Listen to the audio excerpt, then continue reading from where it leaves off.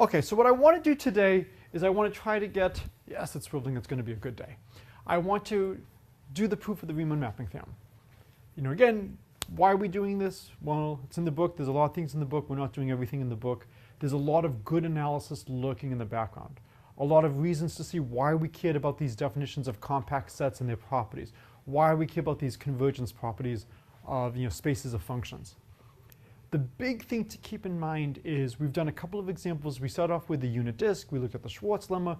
We looked at various things. And we saw complex functions behave very differently, not surprisingly, than real functions, even real analytic functions. You know, the Schwarz lemma gave us a bound of how large the first derivative could be at the origin if we have a map from the unit disk to the unit disk, sending the origin to the origin. On the real analytic side, we could have the derivative arbitrarily large at the origin. So as we go through the proofs, you always want to be asking, where are we using facts from complex analysis? What are the big tools we have from complex analysis? Big ones is holomorphic as analytic. Big one is the Cauchy integral formula. This is phenomenal that we can represent the value at a point with an integral over a curve. Why do we care about these integrals over curves? Well, if you notice a lot of the stuff, we have statements about f is equicontinuous, f is bounded. We have statements about the size of functions. And now all of a sudden, because we have this integral formula, we can translate results about size of functions to bounds on derivatives and stuff like that. And if you have bounds on derivatives, you can often use that to estimate how far apart things are, and that can help you with convergence properties. So we saw that when we were proving Montel. You know, we used the Cauchy integral formula crucially in the proof of 1 in Montel. What I want to do now is I want to start off with the last of the technical lemmas. If I had not stumbled a bit on Monday, we probably would have done this, but oh well, I stumbled. So we have a sequence of one-to-one holomorphic functions on an open, simply connected omega. For the rest of today, omega is always going to be open and simply connected. They converge uniformly on compact sets to some function f. Then f is one-to-one or constant. So we talked about, as an example, we could have f of z equals z over n. Something like this where the functions are clearly converging to 0 and we're going to lose injectivity. If you don't want it to converge to the function that's identically 0, add the year. Not a big deal. If the function is a map of the unit disk, you could look at maybe z to the n if it's a map on the unit disk to the unit disk. So we want to prove a statement like this. So there's two cases. Either the function is constant, or the function is not constant. So I'll do case 1 here. Case 1, f is constant. Done. Okay. Not a hard case. So it's, how do we want to split this up? So case 2 is the function is not constant.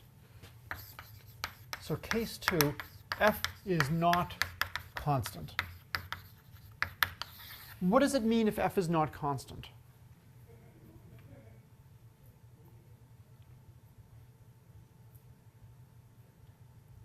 Read the definition. Yeah. Which assumes that there exist points x and y in the domain such that f of x is different from f of y. Excellent. And since this is a complex analysis class, we're not going to say x and y. We'll say z1 and z2. Other than that, perfect. What should we assume the value of f is at z1 and z2? Without loss of generality, there exists z1, z2 such that f of z1 equals f of z2 equals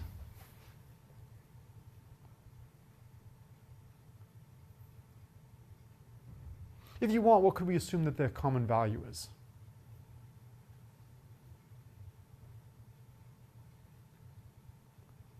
What should I have the value of f be at these points? So why are we assuming that they're equal?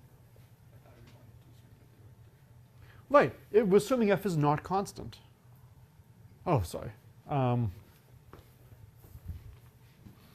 Okay, so we're assuming it's not constant. So, right. I'm jumping ahead one step. So f is not constant, so f does not always take on the same value.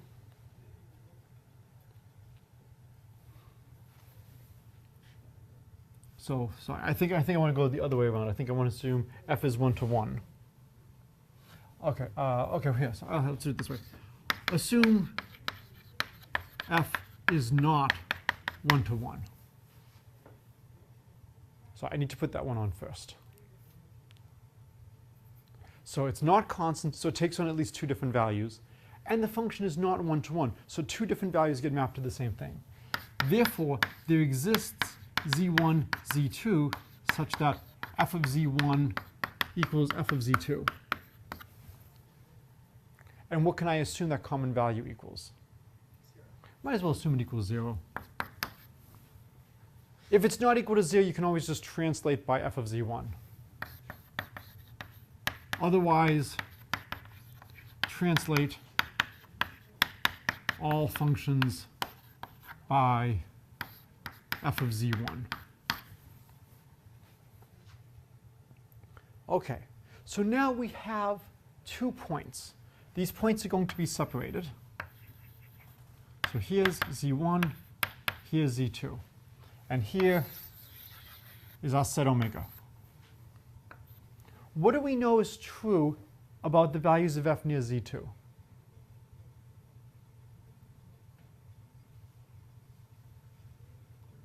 0. I'm sorry? They're nearly They're nearly 0. Can f ever be 0 arbitrarily close to z2? no. No. If we could always find a value near z2 where f was 0, we could then take a smaller circle and get another value in a smaller circle, and we would get a sequence of points that accumulated z2. Well, if we have a sequence of points where f is 0, then by the accumulation theorem, f has to be identically 0 in the whole set, and f would be constant. So since f is not constant, zeros do not accumulate at z2. So there exists a small disk such that f is bounded away.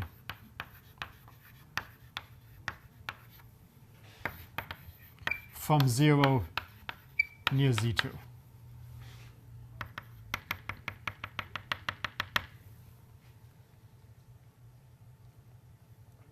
Okay. All right, so now there's a couple of different ways of writing this. We're going to use the Rouché's theorem. And the way the book writes it is we're subtracting off, I think, f. We're getting gn of z is fn of z minus fn of z1. Yep. So gn of z will be fn of z minus fn of z1. Yes? So, I don't really understand why we can say that there exists a small disk such that f is bounded away from 0 near z2. Shouldn't we just be able to say that there exists a small disk such that f is not 0 in that disk? Because you could still have values. Sorry. This is on the boundary of the disk. Sorry. It's on the boundary of the disk that the function is bounded away from 0. The boundary of the disk is a compact set. And so it attains its maximum and it attains its minima. Right. You're absolutely right that we're not going to be able to bound it away from 0 inside the disk because it's 0 at z2. But it's on the boundary that we can have this. Why do we care about the boundary? What formula do you think we're getting ready to use? Cauchy's integral formula, Rouché's theorem, something like that where we're now integrating our function. And we want to be able to bound our function away from 0 and have some control. So let's look at this function gn of z is fn of z minus fn of z1. Where is gn 0? So where would this function be 0? At 0. Zeros. So where is gn 0? Where does gn vanish? C1. So gn of z1 equals 0. No, it is not 0 at z2. Gn of z2 is not 0 as fn is 1 to 1. So remember, we're taking a sequence of 1 to 1 holomorphic functions. If this was also 0 at z2, since we're subtracting the same thing, you would get fn of z1 equals fn of z2. So the functions gn are holomorphic because each gn is just one of our fn's minus a constant. Right? So the functions gn are 1 to 1, and they're only 0 at z1. If they were 0 anyplace else, it would violate injectivity. Only 0 at z1. Well, this is nice. If we look at the limit as n goes to infinity, what is gn going to converge to? Well, it'll just converge to f of z, because this point converges to 0. I don't think the book actually shifts and assumes that f of z1, f of z2 equals 0. I just like to just translate things. We're going to see a lot of translations in a moment in the Riemann mapping theorem, just trying to make things nice. How is this useful? Well, these functions gn only have 1, 0, and the 0 is at z1, which is well separated from z2. So when we look at this little disk here on this boundary, we'll make sure that z1 is outside. All right, let's do some integration. I mean, not with actual nice functions you would integrate, but just theoretically. What if we looked at 1 over 2 pi I, the integral over the circle of radius epsilon centered at z2 of gn prime of z over gn of z dz? What would that equal?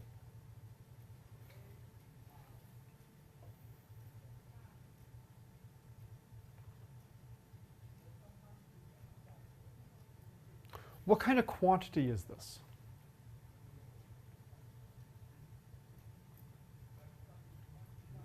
It's an integer. So the first thing is we know it's an integer. This is Rouché's theorem. It counts the number of zeros of gn inside the circle of radius epsilon about z2. How many zeros does gn have inside? None. All we have to do is we have to just make sure that the function gn is not 0 on the boundary. Well, by convergence, we have a sequence of holomorphic functions. Everything is converging uniformly on compactor. We can get a nice bound. And so we do not have to worry about gn being 0.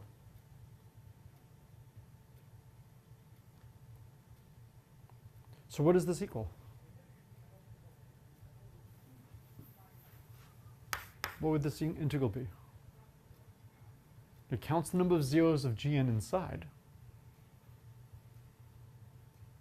How many zeros does gn have inside that circle? 0. Okay, what's the next integral you think we should look at?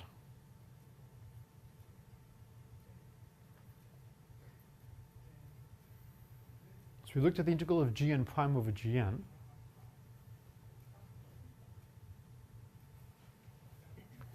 What's the next function we should look at?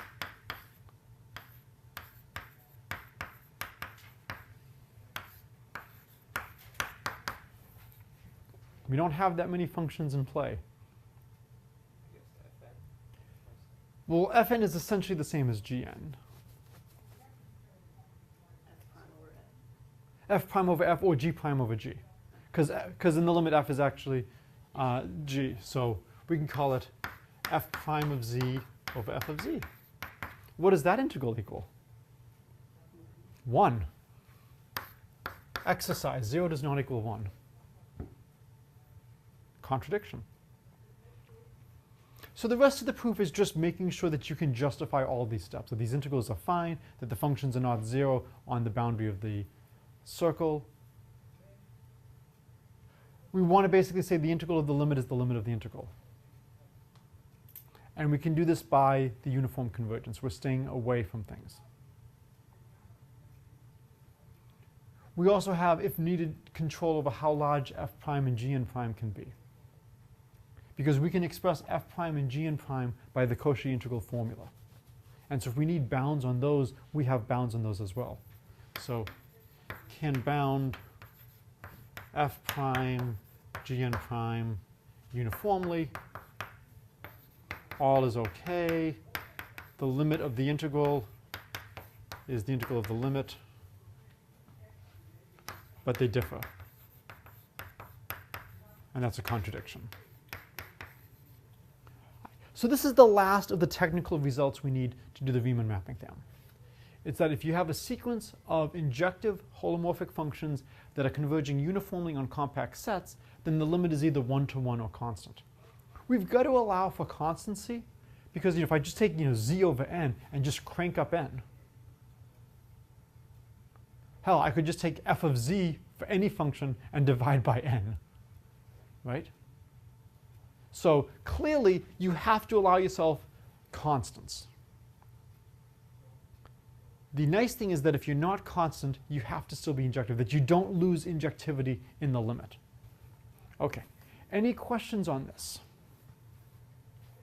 So we're going to try to leave this stuff over here as the stuff we need for the Riemann mapping theorem proof. Okay, the rest is just going through and just making sure you can justify all the steps.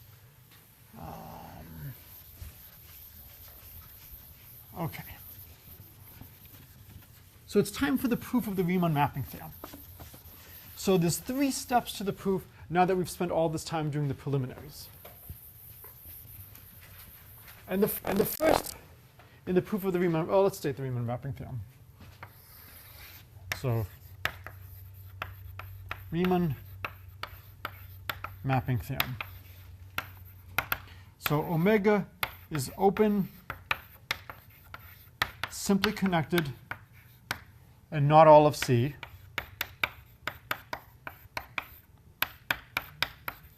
Then there exists a holomorphic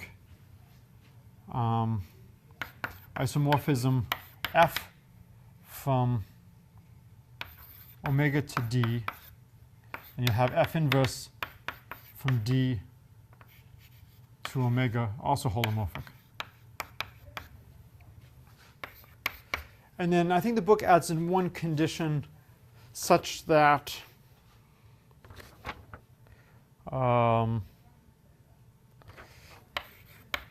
given z naught in omega, we have, are we using capital Fs? The book wants to use a capital F.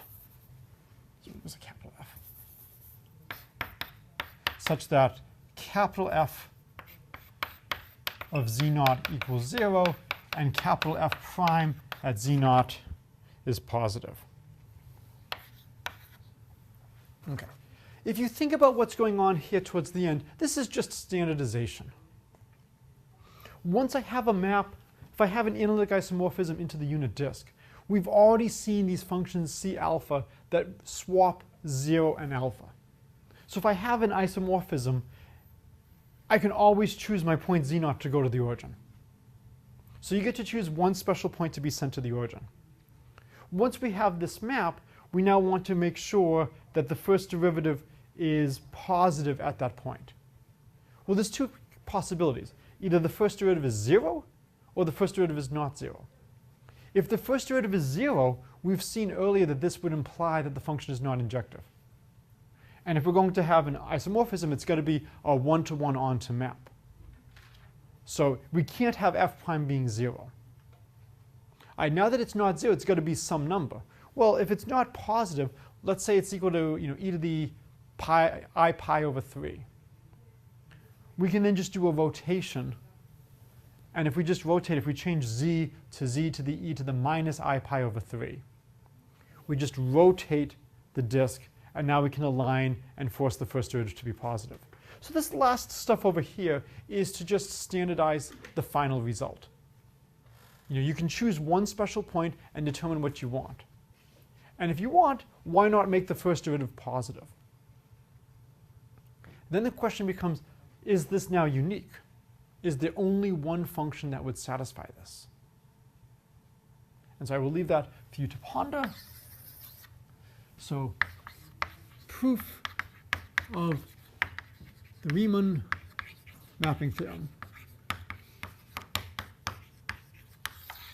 So step 1,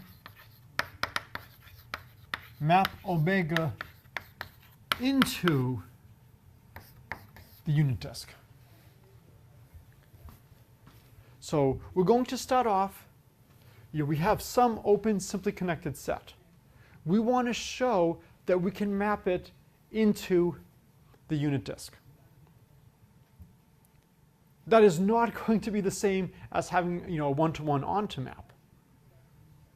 But if we can't even map it into the disk, there's no chance of mapping it onto the disk. So the question becomes, how are we going to find a map of this into the unit disk? Now, we know, without loss of generality, assume there's some alpha that's not in omega. Why can I assume that there's an alpha not in omega? It's not all of C. At some point, we need to use the assumption that omega is not all of C. Why do we need to use the assumption that omega is not all of C? It's in the theorem. It's in the theorem. Why is it in the theorem?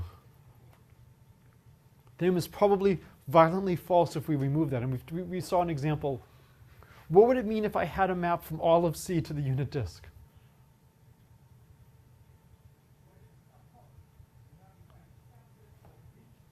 So you have a function so that f of z, no matter what complex number you take in the plane, f of z is always in the unit disk. What can you say about the size of f of z? It's at most. If you map into the unit disk, what's the size of f of z? It's at most. Why is that a contradiction? Holomorphic and bounded. Holomorphic and bounded is constant. So if we could map the entire complex plane into the unit disk, well, the only way we can do that is with a constant function. So there's no way we can have an analytic isomorphism. All right, so now we have to be simply connected and we miss a point. You can't be simply connected and just miss one point. So we got some kind of branch cut going off to infinity. It could be spiraling around. I'm not going to really try to draw the prettiest picture. We have something like this. As soon as you have a simply connected region that's not all of C, what do you have? What function now exists? We can define what?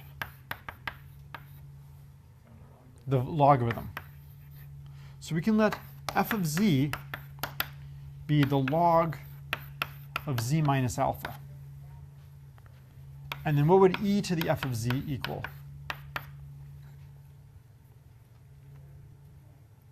That's just the inverse function. That'll just be z minus alpha. So you always want to think about, what do we get from our assumptions? We have the existence of a logarithm now. What we want to do is we want to map omega into the unit disk. And if we can find a nice way to do this, a nice one-to-one way to do this, this is going to be a great starting point. And then we'll look at all the functions that map omega into the unit disk. And then we'll do some kind of maximal property among these functions. And we'll look at these functions and we'll say, which one has the best of a certain property? And this is where the Montel convergence stuff is going to come into play. So of all the maps that map omega into D, there's going to be one that maybe has the largest first derivative. And then we'll show that that has the desired property. All right, so we are going to have this logarithm. So here's the claim.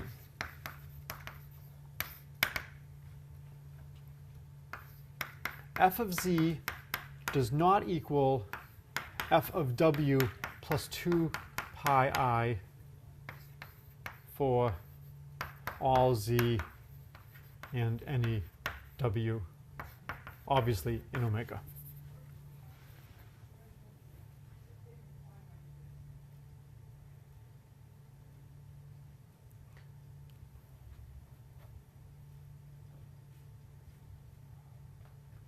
So the first thing is our function f one-to-one?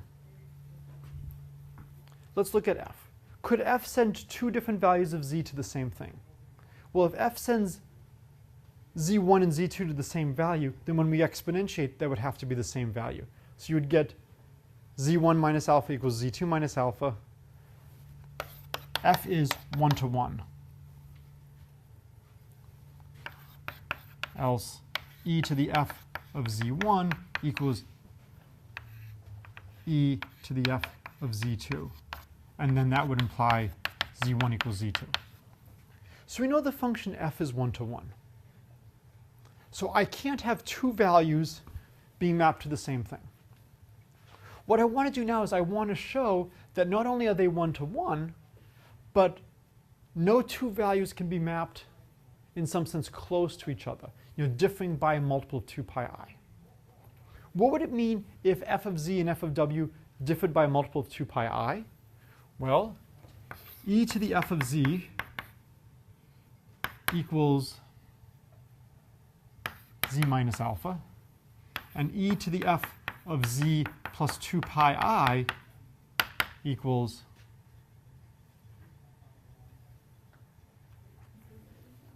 also z minus alpha.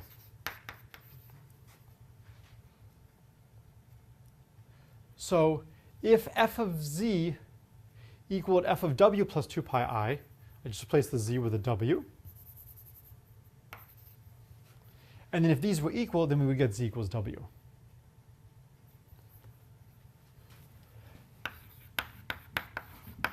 Would imply z equals w. So what we can now deduce is that two distinct points are not mapped within 2 pi I, exactly 2 pi I away from each other. Could f of z be really, really close to f of w plus 2 pi I?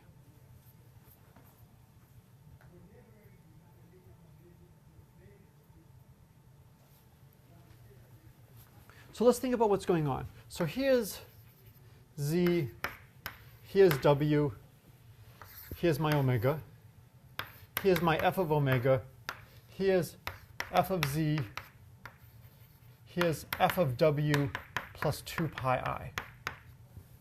We've just proved that no z can map to f of w plus 2 pi I.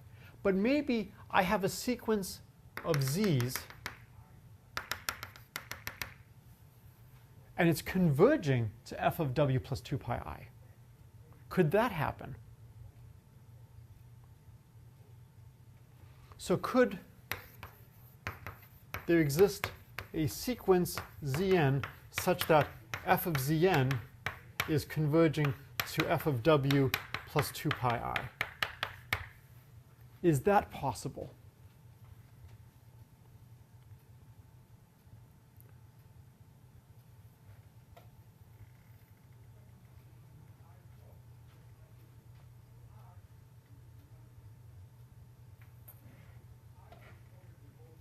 What would that mean? What theorem should we be thinking about using?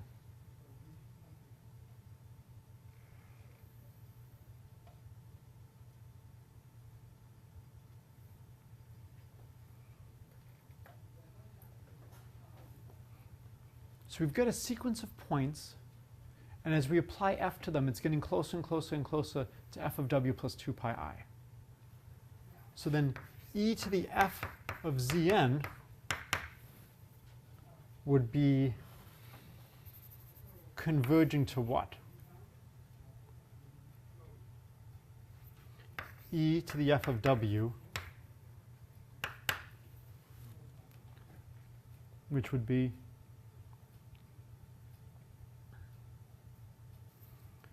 w minus alpha.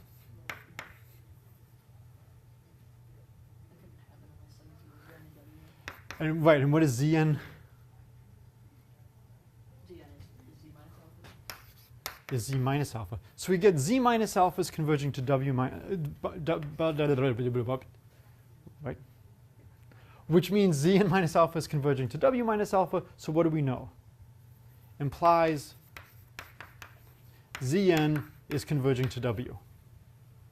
Well, if Zn is converging to w, what should f of Zn be converging to by continuity? F of w, which is not f of w plus 2 pi I. So what we get from this is we cannot have a sequence of points getting closer and closer and closer to f of w plus 2 pi I. What does it mean if you have a sequence that can't get arbitrarily close to f of w plus 2 pi I?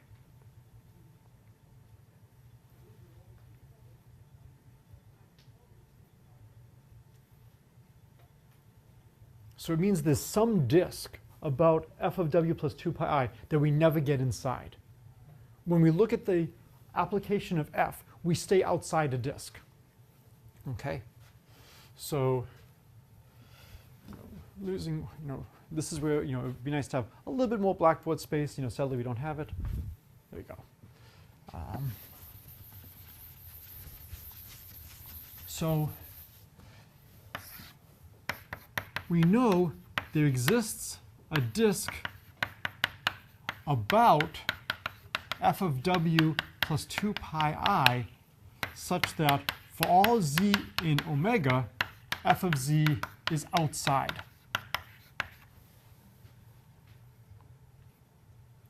So if you want, picture it, here is omega. Here is f of w plus 2 pi I. I apologize. Here's the disk about that. And we know that f of omega lives outside. Maybe it goes off to infinity. Here's f of omega. So if I apply f, I stay outside this disk. Well, if I stay outside this disk, I can then invert this. Imagine f of w plus 2 pi I is the nicest possible complex number. What's the nicest complex number?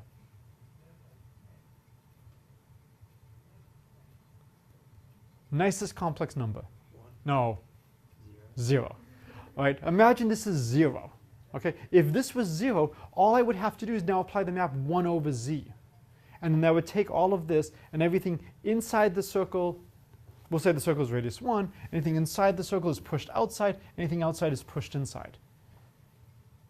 If this is a circle of radius 2, maybe I'll look at the function 2 over z or 1 over 2z. You can figure out which way you want to do it. All we have to do now is we invert about the circle. And so what we would do is we can take our function and then we can look at maybe g of z is 1 over f of z minus f of omega, f of w plus 2 pi I.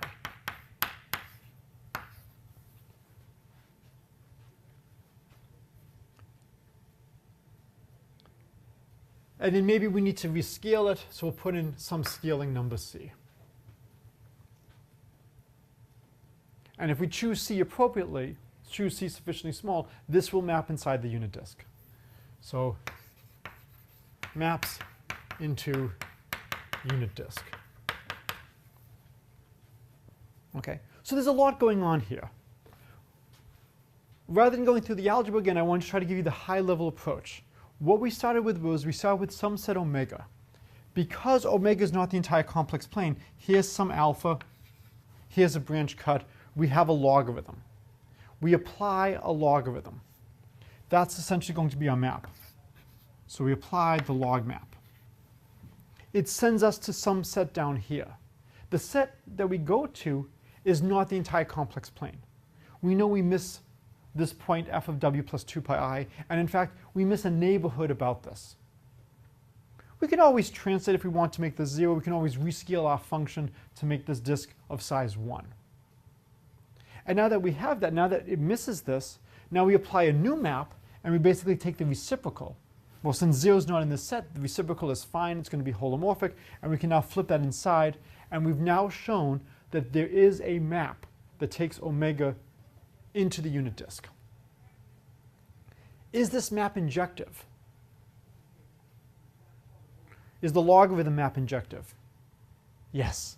Is the inversion map injective? Yes. So we still have an injective map. So not only do we have a map from omega, we have a one-to-one map. So the rest of the day is to replace the letter I with the letter O. Right? That's the only place we feel. Is this map may not be a onto map. It may only be into. Okay, any questions on step 1?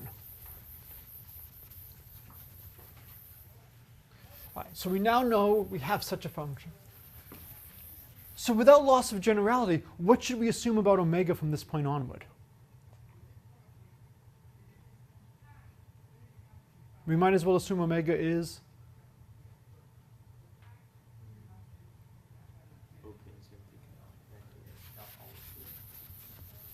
we can go even further. We can assume omega is now the unit disk.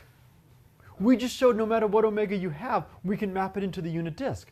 Let's just pretend we start off with the unit disk. If we don't, step one, map into the unit disk in a one-to-one manner. And then show any subset of the unit disk that's open and simply connected is analytically isomorphic to the whole unit disk. So without loss of generality, so allows us to assume omega equals D. We proved some results about maps from the unit disk to the unit disk. This was the Schwarz lemma. There's probably a reason why we did that before coming to the Riemann mapping theorem. Why can we assume it's all of D versus just some subset?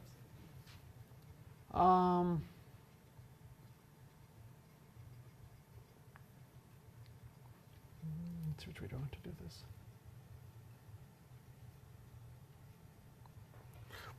We'll assume a subset of D.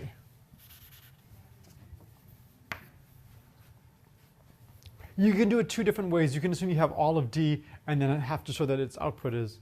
No, it's better to do it this way. I was thinking of the inverse function.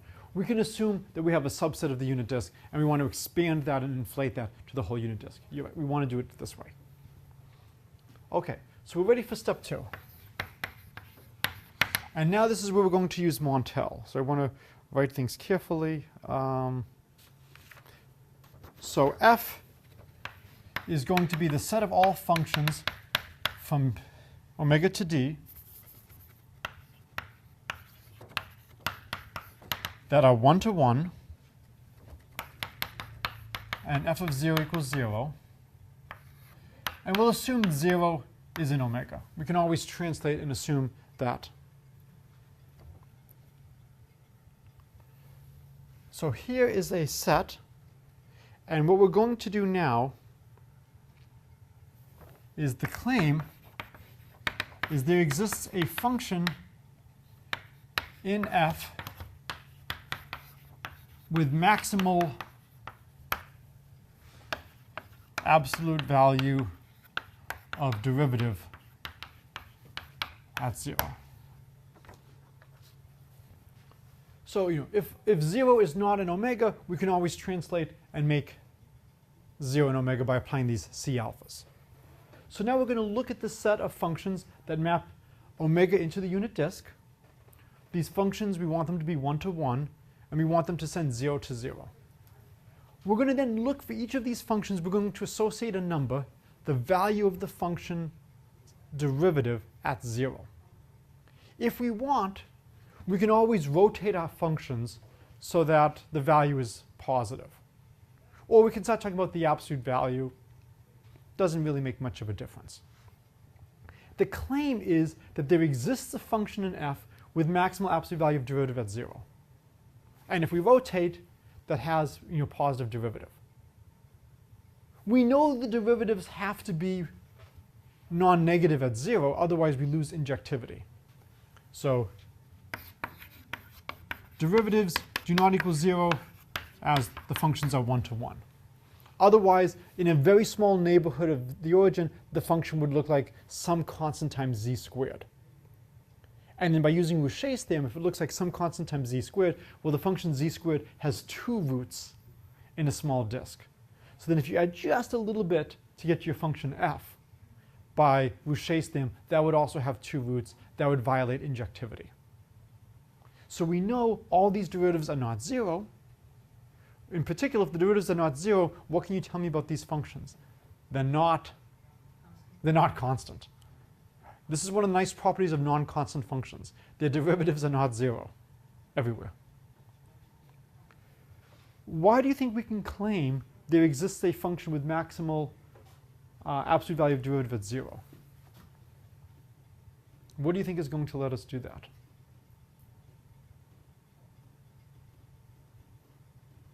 Yeah, I see several people looking to this very valuable real estate that has not been erased. There's got to be a reason why we spent all this time doing Montel.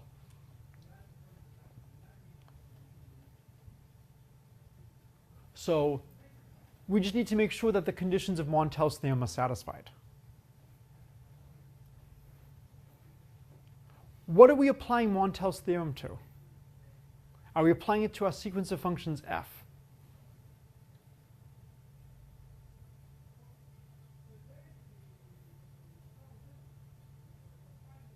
So this is one of the tricks. I claim we are not applying Montel to f. What are we applying Montel to?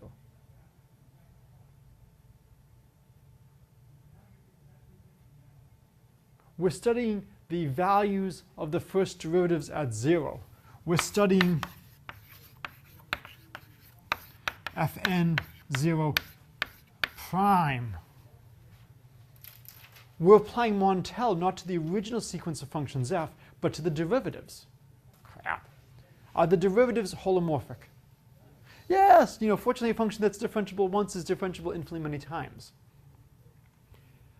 Oh dear, what are the conditions we need?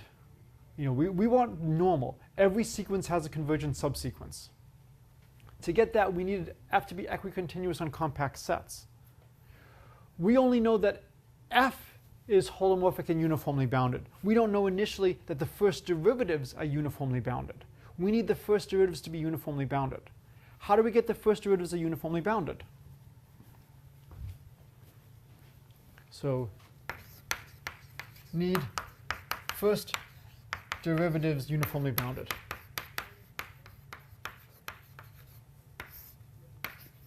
What does this follow from? Follows from Cauchy's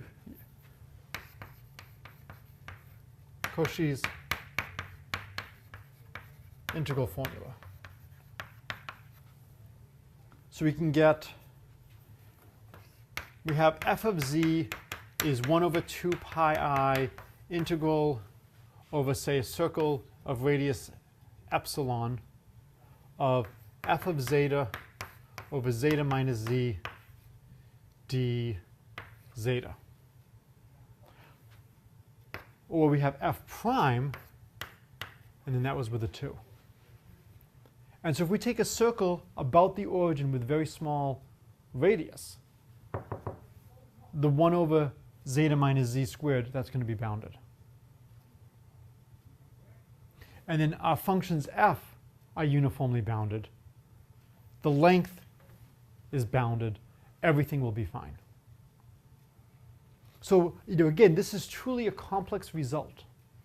We're using, crucially, a lot of these properties of complex functions that do not hold for real functions. We're getting bounds on f prime because we know things about f, and we can control something like this. So if we restrict ourselves to a small neighborhood at the origin, so for instance, here's the origin, maybe here's some circle, z is inside that, take a slightly larger circle where we'll do the integration, maybe this will be the circle of radius epsilon, we can have everything well controlled. And so now we will have a sequence of functions, the conditions of Montel are satisfied, so the family is normal. So it's going to converge to a function. We want that function to be in the family. Okay? So by Montel, we have convergence. By Montel, the limit is in the family. What's the one danger that could happen?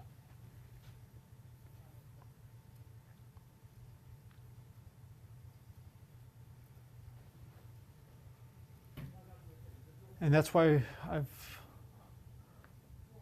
left the other theorem on board. What if this limit were constant?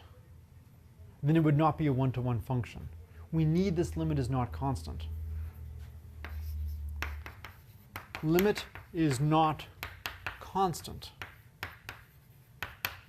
as f of z equals z is in our family. And what's the derivative here?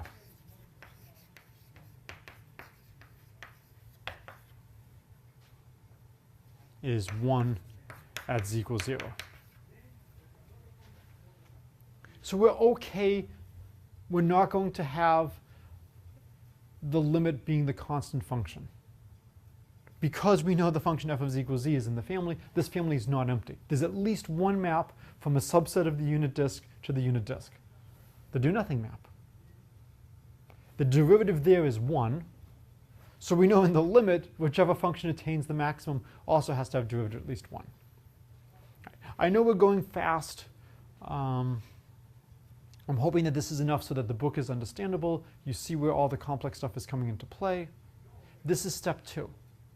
So we now have a function who is 1-to-1, maps omega to the unit disk, and it's got maximum absolute value of the derivative at the origin. And we can always adjust and rotate so we can assume the derivative is real.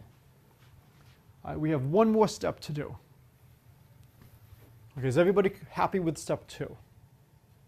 It's always an interesting decision as to, is it worthwhile to spend even more time, or is it better to just spend a little bit less time? If you really want to check all the technical details, all the epsilons and all that stuff, you can look at the book, but this gives you the great flavor. So now, step 3. The limit function from step 2 is onto. And it's going to be a standard analysis proof. It's going to be a proof by contradiction that if it was not onto, we could find a new function that has larger first derivative at the origin. Okay? If not, there exists a 1-to-1 function g from omega to d with larger derivative at z equals 0. And in the interest of time, I'm going to just write what functions we want to look at. So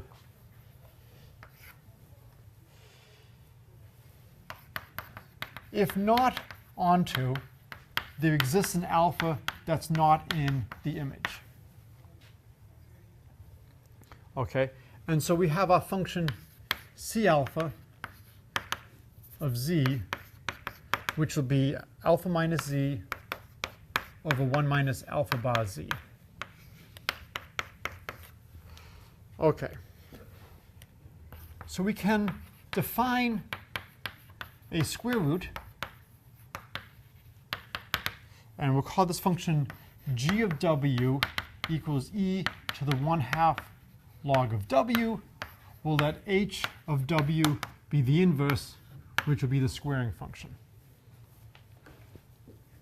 Okay, so this is all possible because we do not have a map onto the unit disk. We missed some point alpha.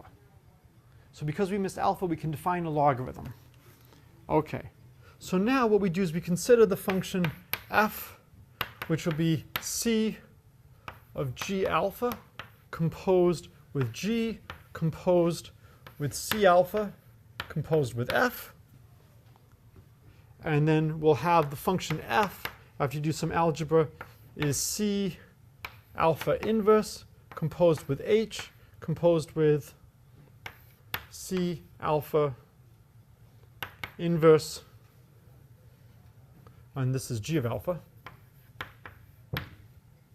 composed with f, and we'll call this big phi composed with f. Okay, so let's look at what's going on here. All of these functions are 1-to-1. So what can you deduce about the function big F? Big F is 1-to-1. What about this function phi?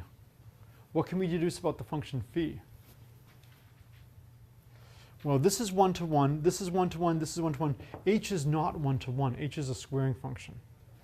So f is 1-to-1, phi is not 1-to-1. So what we can do now is we can calculate the derivative, and we get f prime of 0 is phi prime of 0 f prime of 0. and we know phi prime of 0 is less than 1 in absolute value. So if you want, I think everything is rotated, so everything is real. If you want to be safe, just put in absolute values. This is by the Schwarz lemma. So we proved in the Schwarz lemma that if you have a map from the unit disk to the unit disk that sends 0 to 0, then the first derivative is less than or equal to 1. It equals 1 only if it's a rotation, otherwise it's less. Well, if this number is less than 1, and these two expressions are equal, then big F prime at 0 is larger than little f prime at 0. So big F prime of 0 is greater than little f prime of 0, violates maximality.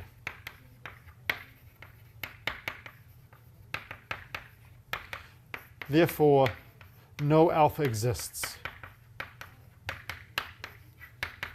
And that's the proof. Okay. This is a blitzkrieg. There's a lot going on here. What I hope now is you can slowly read the book if you really want to go through all the details carefully. These are the main ideas. Briefly, what's going on in step 3 is it's careful algebra. It's just looking at the derivatives. You want to make sure that you can't do something like this. We can do something like this by the assumption that these points exist. All right. I will send an email about this.